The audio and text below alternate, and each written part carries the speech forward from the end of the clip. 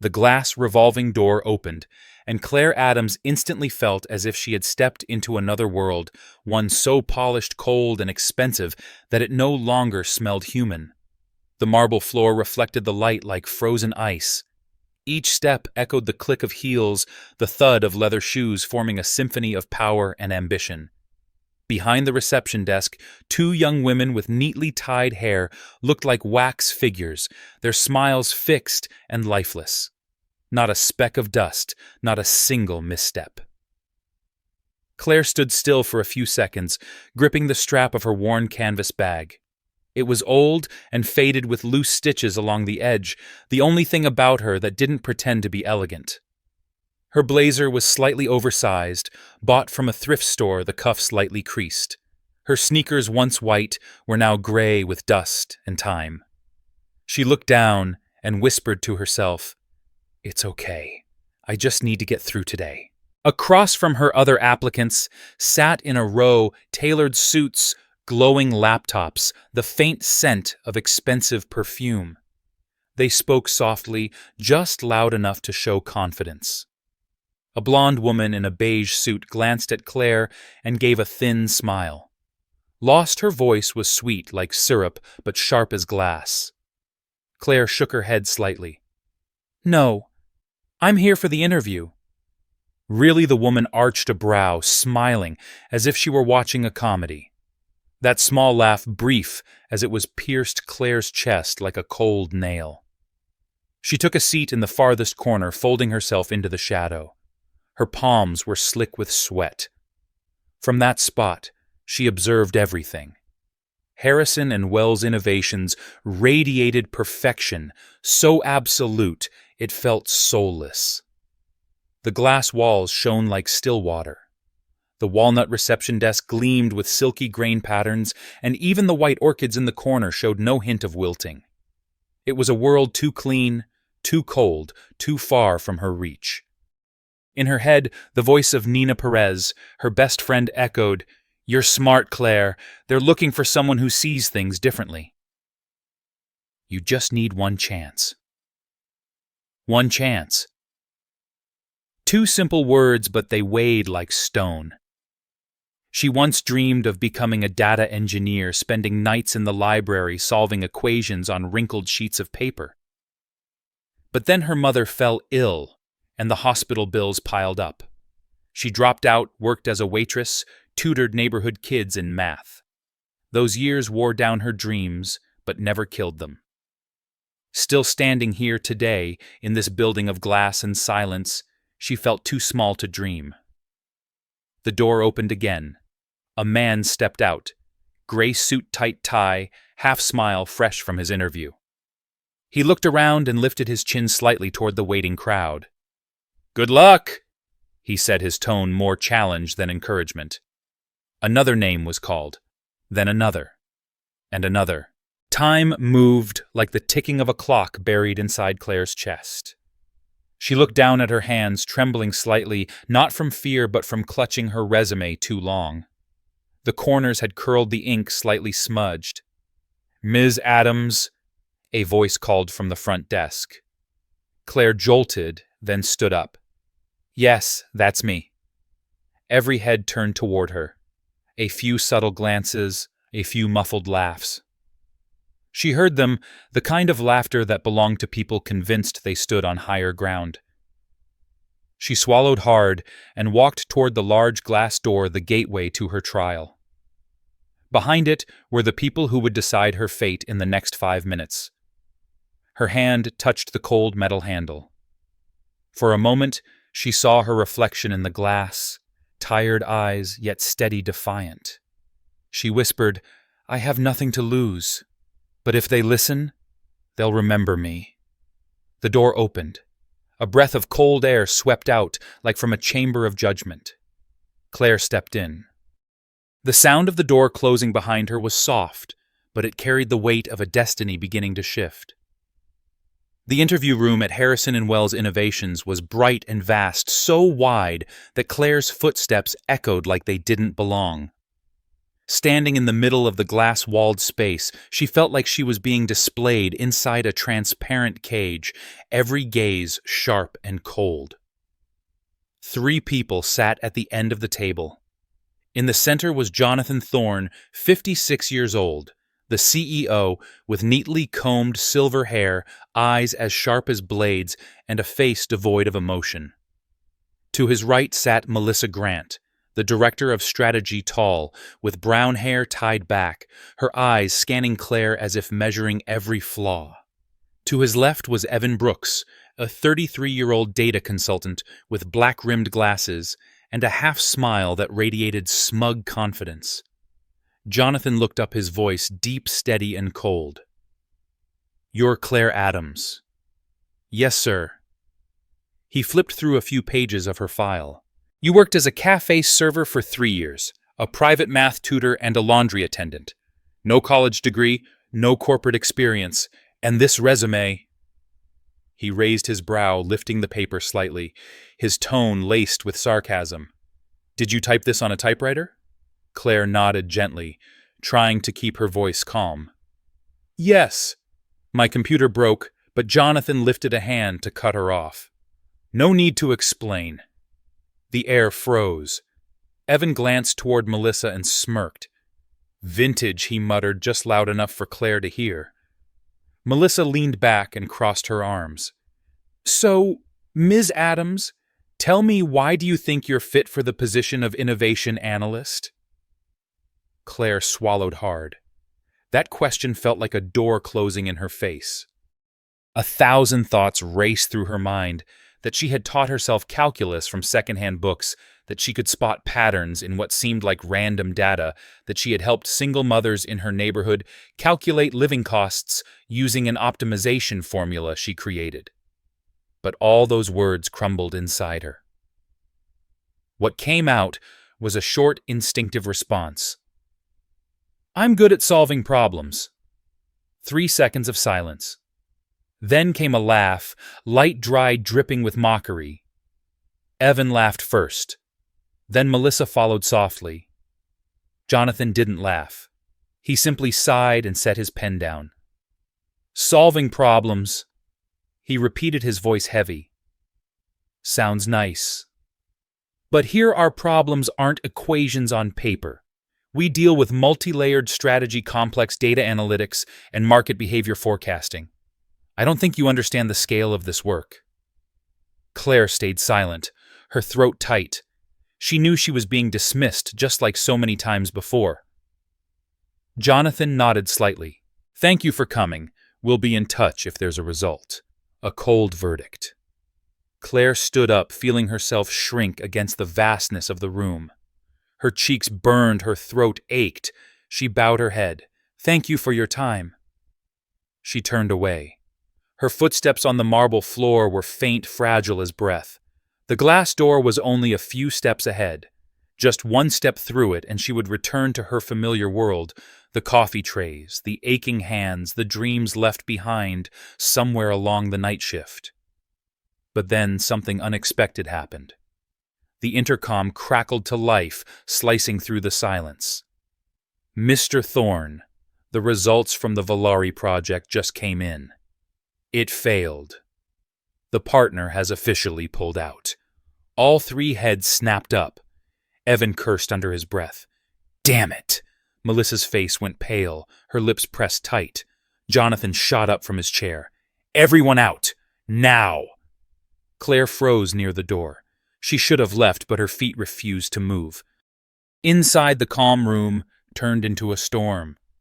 Melissa tried to explain something. Evan opened his laptop, and Jonathan slammed his hand on the table. The sound cracked like thunder. 3 months, millions of dollars, and you let the partner walk because of a data analysis error, he roared. "Who verified the user behavior model?" Evan avoided his gaze. "We confirmed model stability in Q2. Stability. They just withdrew." Jonathan slammed the table again. "Get out! All of you!" Claire took half a step, intending to slip away quietly. But at that moment, a thought flashed in her mind, like lightning in the dark. She had seen the Valerie project summary displayed on the lobby screen. That model, she had noticed a glaring flaw. Her heart pounded. I know how to fix it. She stopped, turned back, her voice trembling but clear. I can fix it. All three turned to her at once. Jonathan squinted. What did you say? Claire took a deep breath. Her hands were still shaking, but her voice grew steadier. The Valerie project didn't fail because of the idea. It failed because your team ignored the secondary user behavior model. The partner pulled out because they predicted a 17% drop in retention after quarter 3. I can prove it. The room fell silent. No one knew why Jonathan didn't throw her out immediately. Maybe it was the unexpected resolve in her eyes, or maybe deep down he had just heard a fragment of truth that his team hadn't dared to admit. His gaze shifted slowly. Then he spoke, his voice rough. You stay. Show me what you can do. Claire stood still for a moment. Then she nodded slowly, firmly. For the first time in her life, the closing of a door behind her no longer meant an ending, but the beginning of something no one saw coming. No one said a word. Jonathan Thorne simply motioned for her to follow, then strode down a long hallway lit by cold white lights. Every click of his shoes sounded like a tense drumbeat in Claire's chest. She followed quietly, her palms slick with sweat, her heart racing as if one wrong breath could shatter the fragile chance she'd been given. They stopped in front of a small conference room. Jonathan pushed open the door, transparent glass walls, a giant glass board reaching nearly to the ceiling, gleaming like still water. The leather chairs had been neatly pushed to one side. The air was so cold, Claire could hear her own breathing. Evan and Melissa entered behind them, their irritation obvious. Evan shoved his hands into his pockets and smirked.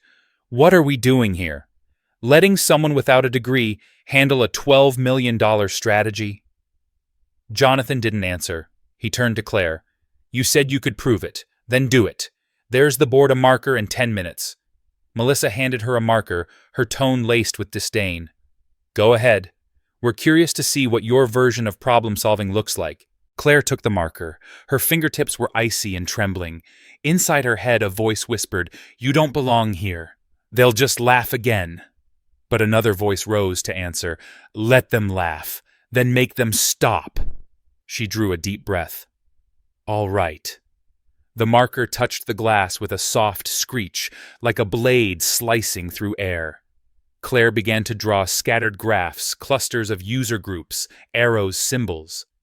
Her hand shook, but her mind was ablaze. Everything poured out like a flood, breaking loose behavior models, phase transitions, psychological fatigue curves.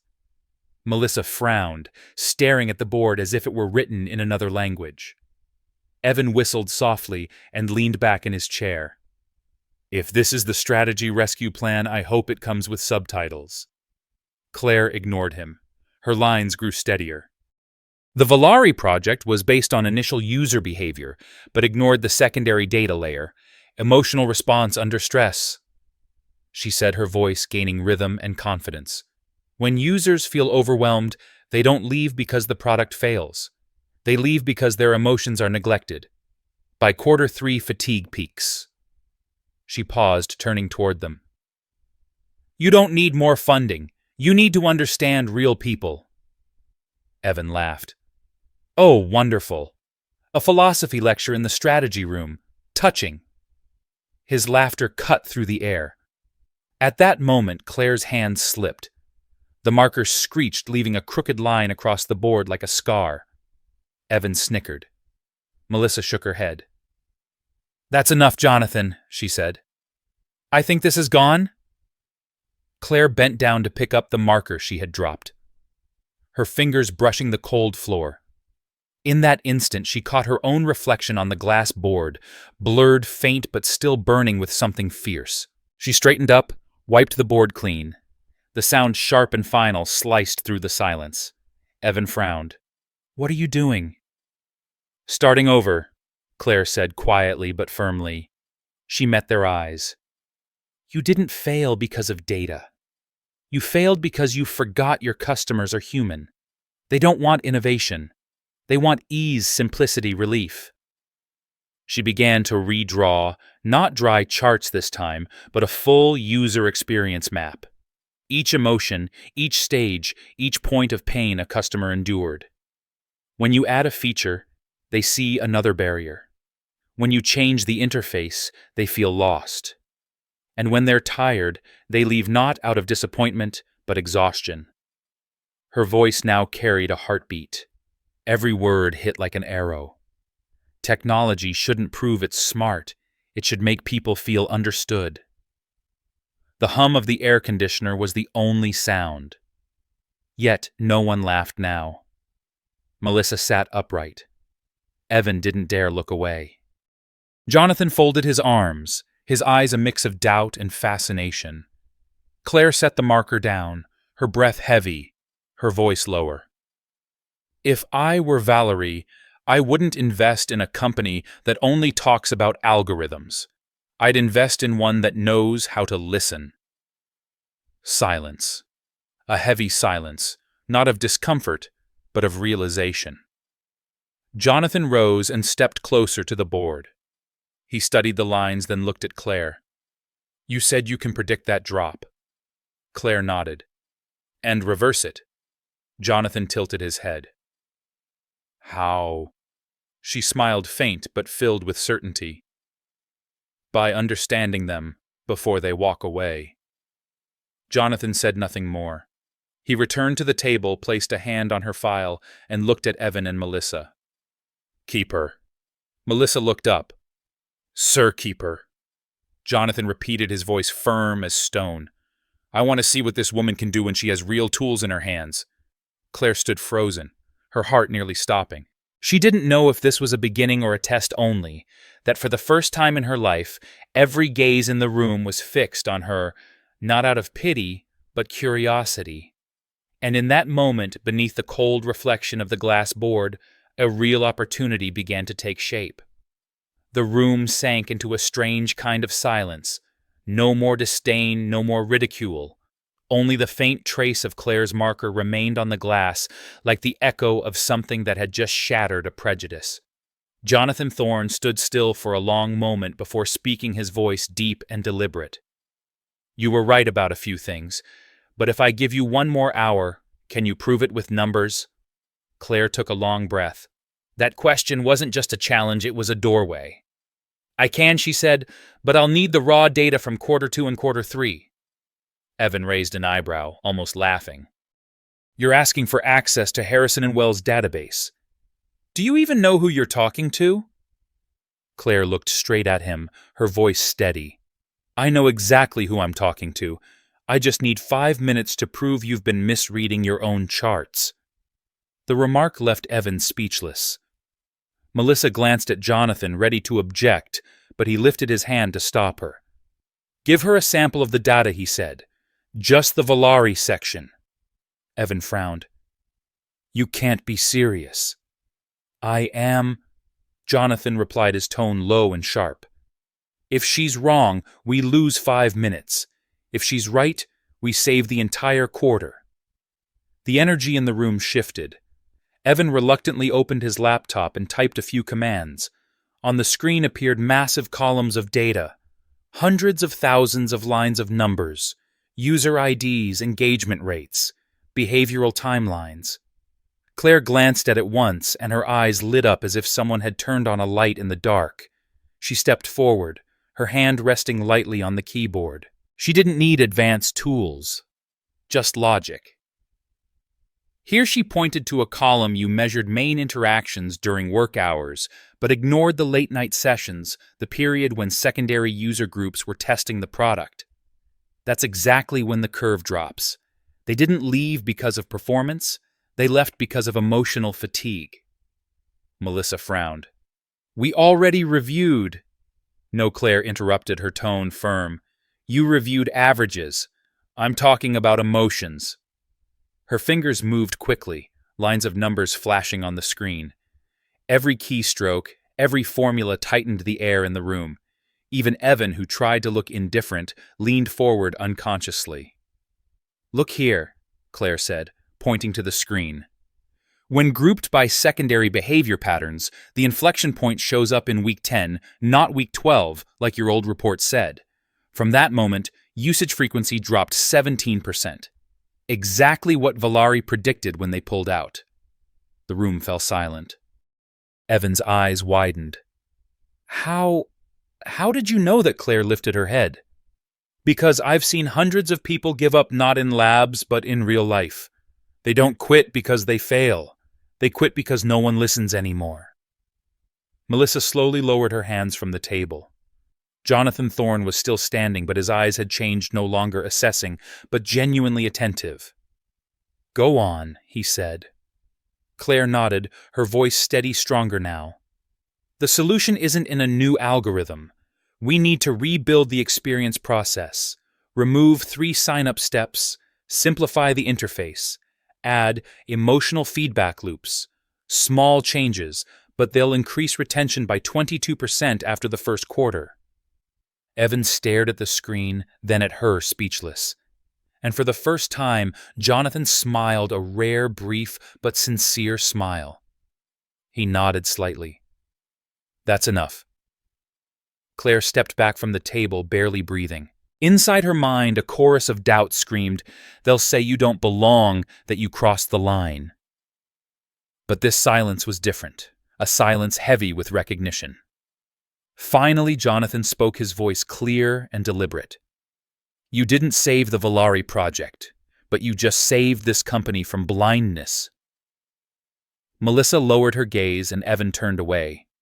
Claire said nothing, just stood there, her hands trembling slightly, her eyes burning bright.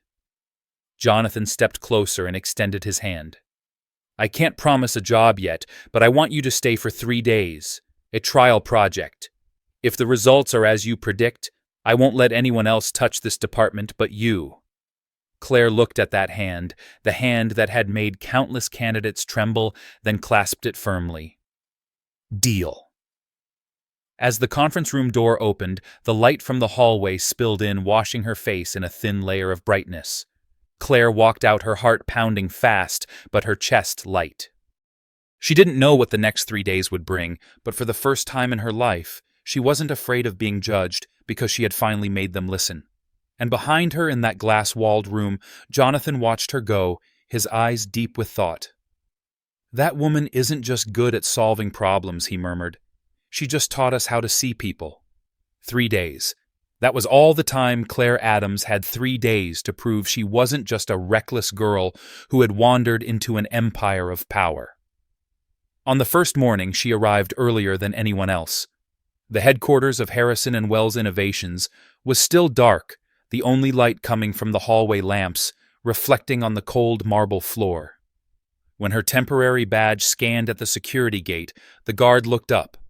His eyes filled with curiosity, as if wondering what a woman with a canvas bag and worn shoes was doing there at this hour. Claire smiled softly and said, "Trying something new," then walked inside. The testing room on the 12th floor still smelled of coffee and printed paper. The glass board where she had written before still had faint smudges, one corner showing a line she hadn't erased. "Understand before you build." She set her bag down and pulled out a small notebook full of hand-drawn symbols and diagrams, a book she carried everywhere like a piece of her memory. The door opened quietly. Evan Brooks appeared holding a latte, his hair slightly messy from a long night of work. "Oh, you're really here. I thought you'd bolt after that meeting." "Run where?" Claire asked, still looking at the board. "Out of this place. Not many people survive Thorne. He doesn't spare anyone who's wrong." "Then I won't be wrong," she said calmly. Evan chuckled. "Confident, huh? We spent 3 months processing that data. You've got 3 days. Claire looked up at him, her gaze steady, almost serene. "You spent 3 months proving you were right. I just need 3 days to prove I'm not wrong." Evan froze. The words were simple, but they carried more weight than any argument. He didn't reply, just turned to leave, though. The corner of his mouth lifted slightly, part surprise, part respect. By noon, Melissa Grant walked in her heels, tapping sharply on the floor. She stood behind Claire, arms crossed. "Jonathan's given you full freedom to test, but don't get your hopes up. If the results fail, you'll be the first one to answer for it." Claire didn't turn around. "I understand. And don't expect my help. I don't believe in emotions in business." She was about to leave when Claire's voice rose softly but clear. "Emotions are what make people buy things they don't need because they feel understood. That's business too." Melissa paused mid-step, turning back to look at her eyes cold as steel. "You don't understand what we do here." Maybe Claire smiled, "But I understand the users you've forgotten." The response silenced Melissa for a few seconds before she left the room. The door closed, leaving Claire alone in the glow of the afternoon light. That night, the entire 12th floor went dark, except for the small desk lamp still shining over Claire's workspace. The old laptop she had borrowed from the tech department flickered endlessly as she entered lines of data, her eyes following each behavioral model. The numbers danced 0.76, 0.84, 0.31. And then the broken curve appeared exactly as she had predicted. A bead of sweat slid down her temple. Claire leaned forward and exhaled in relief. In the silence, a memory surfaced, her mother sitting beside their small kitchen table, her thin hand resting over Claire's.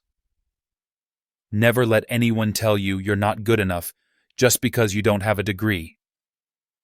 Claire opened her eyes, staring at the ceiling. "I'm trying, Mom," she whispered. The next morning, Jonathan Thorne arrived unusually early. He stood at the door watching Claire writing on the board. Her hair was messy dark circles under her eyes, but every line she drew was firm and connected. "You didn't go home?" he asked. Going home would waste time. He nodded slightly, his gaze no longer cold. "Got something new to show me?" Claire pointed to the board. "If we adjust the interaction model based on time frames and user mood, the project can recover 60% within 1 quarter. I ran a simulation test, and the outcome nearly matches real behavior." Jonathan studied the board for a long moment, then spoke quietly. "In 30 years, I've never seen anyone talk about data with that much heart." Claire said nothing. Jonathan turned to leave, his voice echoing in the hall. "Do well, Ms. Adams. I don't like admitting I'm wrong, but this time I might have to learn how." The door closed, leaving Claire in the morning light that filled the room. She smiled faintly, marker still in hand, eyes shining with quiet fire. "They don't have to believe me," she murmured. "They just have to see." And as the sunrise reflected off the glass board, the woman once mocked, as lost, began to rewrite the future her own. On the third afternoon, the sky over San Francisco was covered in silver-gray clouds. Wind whipped against the glass towers of Harrison and Wells Innovations, creating a low hum that sounded like the city's weary sigh. On the 12th floor, the main conference room glowed brightly. Everyone was present: Jonathan Thorne, Melissa Grant, Evan Brooks, and several senior directors. And at the head of the table, under a dozen doubtful gazes, stood Claire Adams. The first slide of her presentation lit up the screen: human-centered innovation, the missing equation. No complex graphs, no heavy jargon, only one opening sentence. Data doesn't feel emotions, but buyers do. The air in the room was cold as steel. Melissa leaned slightly forward, her voice steady. "Ms. Adams, we're here to see if your analysis model is viable, not to hear a philosophy lecture." Claire smiled gently, her tone calm but assured. "Mrs. Grant, I believe the reason everyone calls it philosophy is exactly why the Valari project failed. Let me show you what happens when people are removed from the equation." She clicked the remote. The next slide appeared a user behavior graph divided by time frames, its jagged lines pulsing like heartbeats. This is the original model, Claire explained. It predicted engagement based on active hours but ignored psychological fatigue. When I added that factor, the chart shifted. The blue line dipped after week 10, then plummeted at week 12, precisely matching the warning from the former partner's report. The room seemed to tilt with the realization. Evan blinked, his voice lowered. That's exactly the drop Valari found. Jonathan folded his arms, his gaze sharp as a blade. Go on. Claire nodded and moved to the next slide. This is my revised model. It doesn't focus on product performance but on the emotional journey. On the screen, she mapped the stages of user experience, excitement, doubt, and finally fatigue. At the bottom was a line of text. Pain points are not errors. They're cries for simplicity. Her voice was steady, but carried warmth and rhythm. We try to fix problems by adding features. But when people are overwhelmed, what they need isn't more, it's less. Simpler, clearer, more human. A few people around the table began nodding. Melissa's expression stayed composed, but her eyes betrayed a flicker of thought. Evan sat silently staring at the screen, as if seeing something he'd never noticed before. Claire clicked to the final slide. The screen showed a new growth chart, a model she had built over 2 sleepless nights. The yellow line rose slowly, then leveled into stability by the second quarter. This is the result if we implement my proposed process. A 22% improvement in retention within the first quarter, 41% after 6 months. And not a single additional dollar of budget. Silence filled the room, tense, heavy, and long. Jonathan studied the numbers for a moment, tapping his fingers lightly on the table. Then he turned to Melissa. What do you think? Melissa's tone dropped, deliberate and low. Hard to believe, but I can't find an error. Jonathan looked at Evan. You... Evan looked up, a faint smile spreading. I have to admit she's right. We've been looking in the wrong direction. A single click echoed as Jonathan turned off the projector. He stood, hands in his pockets, pacing slowly around the table. Every eye followed him. 3 days, he said. In just 3 days, you did what my strategy team couldn't do in 3 months. He stopped, fixing his gaze on Claire. Do you know why I gave you this chance? Claire shook her head. Jonathan's voice softened, but each word carried weight. Because when you said, I can fix it, I saw something most people in this industry have lost, the belief that there's still something more important than data people. The room fell silent again. Evan lowered his head slightly, and Melissa closed her folder without a word. Jonathan stepped forward and extended his hand. Welcome to Harrison & Wells, director of the Human Insight Division. Claire froze. She thought she had misheard. I'm sorry, what did you say? You'll lead a new team. Small but agile. I want your way of seeing the world to become this company's new DNA. Melissa looked up, startled.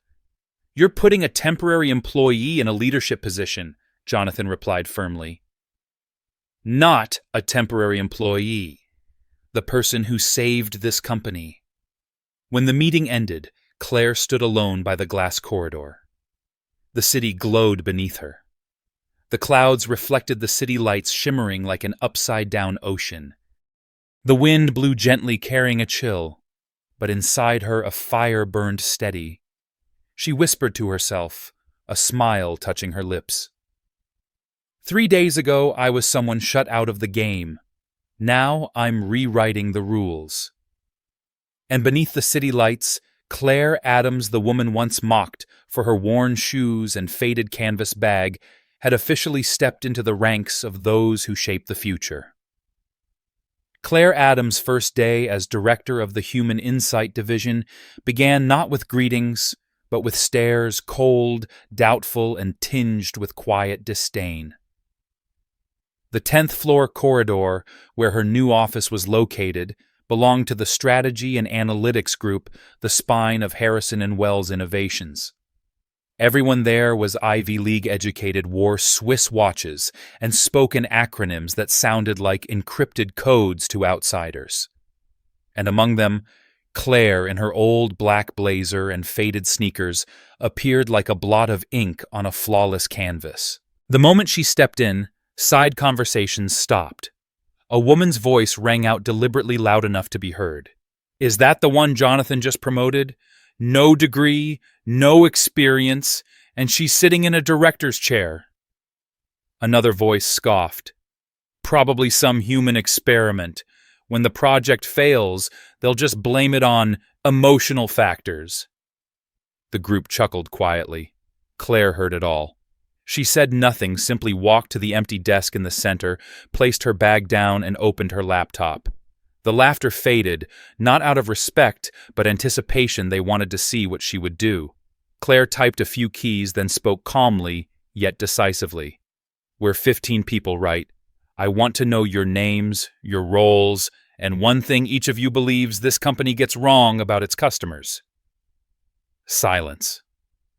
Evan, now serving as her technical liaison, leaned against a desk, with folded arms, watching her with a mix of curiosity and amusement. Finally, a gray-haired man spoke, his tone laced with sarcasm. "I'm Peter, Senior Behavioral Analyst, and the biggest mistake, probably letting an outsider lead us." The room broke into laughter. Evan glanced at Claire, waiting for her reaction, but she only smiled and nodded. "Good. At least you're honest. Thank you, Peter. Next." The next person, a young woman, spoke quickly. "I'm Laura. I think the mistake is collecting too much data without knowing what to do with it." "Thank you, Laura. I agree.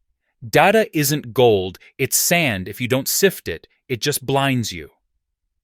The room went quiet. A few exchanged glances. Peter raised his eyebrows. Evan chuckled softly. "That's a good line," he murmured. Claire turned back to the board and wrote Goal 1 turn data into actionable emotion.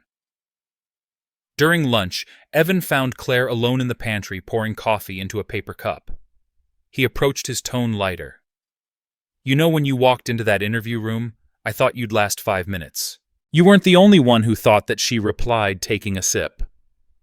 Evan leaned against the counter, his eyes carrying an honesty rarely seen in the office. "Aren't you afraid Jonathan can be ruthless when someone embarrasses him?" Claire looked out the glass window where the city glimmered under the midday sun. "I used to serve coffee to people like him, Evan. I've heard them laugh, command, and shout. I learned that when they get angry, it's because they're afraid of losing control. Me? I have nothing to lose. So no, I'm not afraid." Her answer left him speechless. He smiled faintly and shook his head. "You really are different."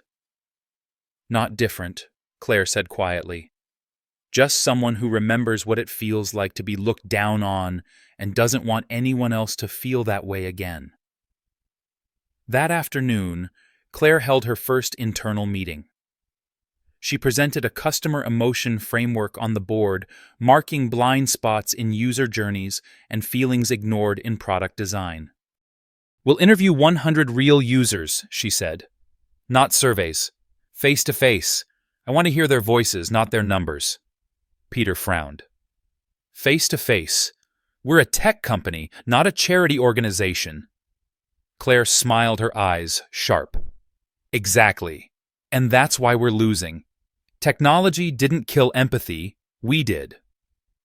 The room fell silent. Evan nodded, slightly genuine admiration flickering in his eyes. From behind the glass wall, Jonathan Thorne observed quietly. He didn't interrupt, only smiled, faintly. Under the warm office lights, the woman once mocked for her scuffed shoes was now speaking like a true leader. That evening, when everyone had gone home, Claire remained. She stood alone in the quiet room, staring at the line she had written earlier on the board, "Turn data into actionable emotion." She placed her hand over the words and whispered, "One day they'll understand. Not because I was right, but because they'll feel it." Outside, the city buzzed endlessly. But in that small room, a quiet revolution was beginning, led by a woman once dismissed as unqualified, now teaching an entire company to see people again. 3 weeks later, no one called the Human Insight Division an experiment anymore. Meetings that once buzzed with chatter now fell silent whenever Claire Adams walked in. No one scoffed when she spoke of emotion, no one mocked her when she mentioned empathy. They had started to listen because every number on the reports proved she was right. User retention had risen by 19% in just 20 days. Partners were returning to renegotiate. Even Jonathan Thorne, a man known for never offering praise, had personally sent her an email that contained only 3 words, "Good work, Adams." To Claire, that was the greatest reward she'd received since the day she stepped into this building. That morning when she arrived at the office, she found a group of engineers arguing over a new interface update. One said, "We should add a personalized recommendation feature." Another countered, "No users will find that annoying." The group turned to Claire as she approached. "Ms. Adams, what do you think?" She set her bag down and looked at the screen displaying the app's layout. "You're both wrong," she said gently, "because you're starting with the question, what should we add? I want you to start with the question, what should we remove?" The room went silent. A young developer scratched his head. "Remove? What do you mean?" Claire smiled. "Users don't leave a product because it lacks features. They leave because it exhausts them. Technology should never make people feel stupid." She took a sheet of paper and quickly drew 3 circles labeled Understand, Simplify, Connect. "This is our rule.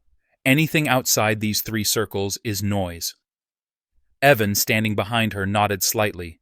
"Makes sense, but if we remove too much, they'll say we're not being innovative." "No," Claire replied. "That's real innovation, the courage to not be complicated." That sentence became the team's mantra. Over the next few days, small notes appeared across the office walls reading, "Dare to be simple." One late afternoon after everyone had gone home, Melissa Grant entered Claire's office holding a thick folder. "I have to admit," she said, her voice no longer cold, "I was wrong about you." Claire looked up surprised. "I'm not good at apologizing," Melissa continued. "But what you've accomplished in the past 3 weeks, it made me rethink how I've judged people." Claire smiled softly. "I've been misjudged my whole life. So I understand." Melissa set the folder on the desk. "This is for you. Jonathan wants you to present at the upcoming leadership conference. The topic, the future of human innovation." Claire's eyes widened. "Me? Yes. He said you're the only person who can make an entire room go silent without raising your voice." Claire let out a small laugh, nervous yet proud. "Thank you, Melissa." "Don't thank me," Melissa said as she turned to leave. "Make them believe." That night, long after everyone had left, Claire stayed at her desk, rewriting her presentation line by line. The golden light cast soft shadows across her face, her eyes tired but burning bright. She knew this presentation wasn't just a career milestone. It was proof to everyone who had doubted her, mocked her worn shoes, or called her unfit that they had been wrong. She opened her phone and scrolled through her photos. An old picture appeared, her mother smiling gently sitting in their small kitchen with a cheap cup of coffee. Beneath it was a caption Claire had written years ago, even when the world didn't believe she did. Tears welled up quietly. She whispered, "Mom, I found my place." The next morning, the company buzzed with new energy. People whispered about Claire's upcoming presentation, the woman with no degree who made the CEO change his strategy. Evan walked into her office and placed a hot coffee on her desk. "For your first rehearsal." Claire took it, smiling. "If I trip on stage, make sure you play something dramatic." "You won't." Evan replied warmly. "You don't just make people listen, Claire. You make them believe." She looked at him smiling with quiet determination. "I don't want them to believe in me. I want them to believe in what I believe, that sometimes the greatest technology is simply compassion." Evan looked at her for a long moment. In that instant, he understood that the woman standing before him wasn't just building a new department, she was changing the very soul of Harrison and Wells. And that night in the darkened office, the glow from the glass board reflected across Claire's face. She wrote one final line. "The future doesn't belong to the smartest, but to the most understanding." She set the marker down and smiled softly. The revolution had begun quiet without force, led by a woman once dismissed as unqualified, who dared to stand up and say, "I can fix it." The conference took place on the top floor of Harrison and Wells Innovations, where glass walls opened to the shimmering silver bay of San Francisco. Over 100 senior executives, investors, and members of the press were in attendance. They weren't there because they knew who Claire Adams was, but because they were curious how could a woman with no degree be chosen by the CEO to open the company's global restructuring strategy. As the lights dimmed, Claire stepped onto the stage. No expensive dress, no red lipstick, just a simple black suit, neatly tied hair, and her familiar sneakers. In her hand was a clicker, and behind her one sentence glowed on the screen. "Innovation doesn't begin with data, it begins with trust." A murmur spread through the audience. One marketing director whispered, "Trust, we're not a church." Claire smiled, hearing it clearly, but didn't react. Her voice rose, calm, rhythmic, and steady, slowing the entire room as she began. 3 months ago, I sat in this building's lobby with a resume typed on a typewriter. I had no degree, nothing that made anyone notice me. But I saw something all of you had, everything except a real connection to the people you serve. A few heads lifted. Jonathan Thorne, seated in the front row, clasped his hands and nodded slightly. Claire clicked to the next slide. The screen displayed 2 graphs, one line descending, the other rising. "This is our user data," she said. "When I asked customers why they left, they didn't mention price or product. They said one thing: I feel like the company doesn't understand me." And from that sentence, we began to change everything. She explained how they simplified the sign-up process, redesigned the interface, and allowed users to share emotions instead of just leaving star ratings. We didn't need new technology. We just needed to start with one question: if we were them, how would we feel? The room fell silent. A technical director bent his head to take notes. Melissa Grant, standing in the back, crossed her arms with a faint, proud smile. Claire clicked to the final slide. The white screen revealed 3 simple words: "We found them."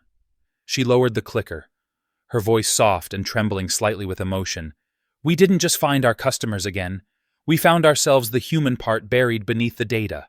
1 second passed, then another, and suddenly the entire room rose to its feet. Applause erupted like a breaking wave. Some even wiped away tears. Jonathan Thorne stepped onto the stage, placed a hand on Claire's shoulder, and said quietly enough for only her to hear, "You didn't just change this company, Adams. You changed the way we see the world." Under the lights, Claire bowed her head, tears falling freely, and for the first time in her life, she didn't need to prove she was good enough, because the world had just witnessed it for itself. That evening, the Harrison and Wells Innovations building was bathed in the golden light of sunset. Claire stood alone by the glass window, gazing down at the city as the lights began to flicker on. The last rays of sunlight reflected off the glass board where she had once written her very first words, faint traces of ink still visible like witnesses to a humble beginning. The door behind her opened softly. Jonathan Thorne walked in, no longer carrying his usual cold demeanor. He stood beside her, looking out over the skyline. "You know," he said, "I used to believe emotion had no place in business." Today you made me rewrite my own doctrine." Claire smiled, her eyes glowing with quiet conviction. "I didn't rewrite it, sir. Humanity has always been there. We just forgot to see it." Jonathan nodded and chuckled gently. "That line belongs on the wall." When he left, Claire remained where she was. Outside, the city lights pulsed like heartbeats. She whispered softly, as if speaking to herself.